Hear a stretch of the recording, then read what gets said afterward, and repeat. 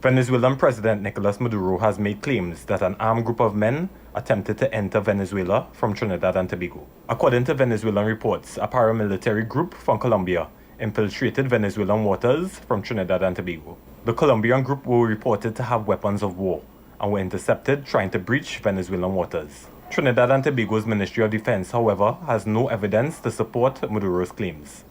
Prime Minister Kamla Persaud-Bissessar has instructed the Coast Guard to use deadly force against any unidentified Venezuelan vessels entering Trinidad and Tobago.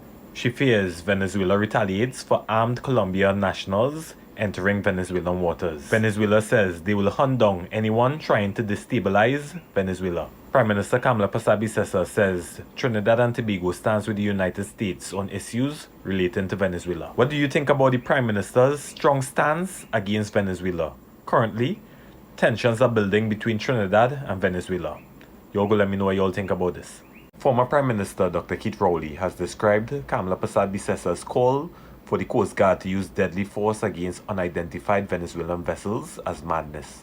He said, to throw down a deadly force gauntlet at Venezuela can also be viewed as powerful stupid. Rowley said, we are burning a bridge with a friendly neighbor in a thinly veiled attempt to curry favor abroad. I don't think that the Prime Minister is a mad woman, that she will make a statement like this without having a discussion with Venezuela. Right? Trinidad and Tobago is a sovereign nation, and it must be defended if it is called into action. This is not a time to be red or yellow. This is a time to be red, white, and black. We're praying for peace, but we have to prepare for the worst. And Venezuela isn't a friendly neighbor as Dr. Keith Rowley is trying to portray them to be. Right? Because look at what they're doing to our brethren in Guyana. Y'all go let me know what y'all think about this story.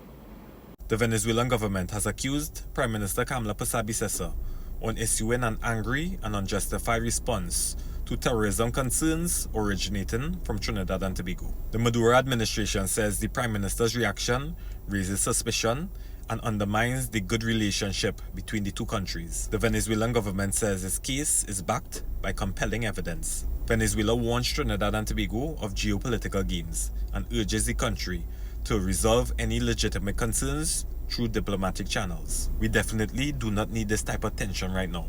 What do y'all think about the Prime Minister's remarks? And do y'all think that Venezuela has a legitimate concern for terrorism attacks originating from Trinidad and Tobago? Y'all go let me know. Outside the former Prime Minister, Dr. Keith Rowley's multi-million-dollar mansion is parked an old broken-down police van where officers are stationed to protect him and his family. However, officers are complaining that they are stationed with no doors to the van and they are exposed to the elements.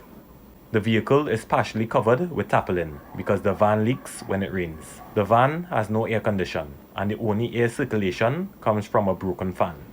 Also, the only source of electricity comes from an extension cord running from Rowley's house to the van. Police officers said complaints on the van's condition has gone unaddressed for years. This man they call Dr. Keith Rowley just do not know how to treat anybody good. The man didn't care about this country, far less care about the people who are protecting his life. Y'all go let me know what y'all think about this story.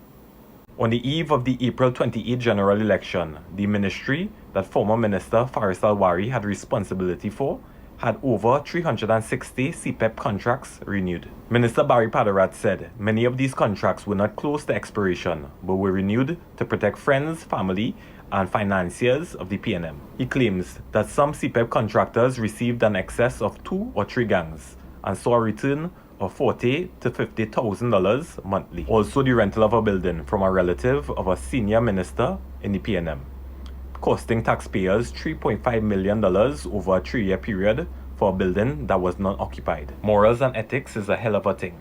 Not everyone that says they want to serve the people of Trinidad and Tobago really wants to serve the people of Trinidad and Tobago. Some are in it just for the financial rewards to benefit themselves and their families. Y'all go let me know what y'all think about this story.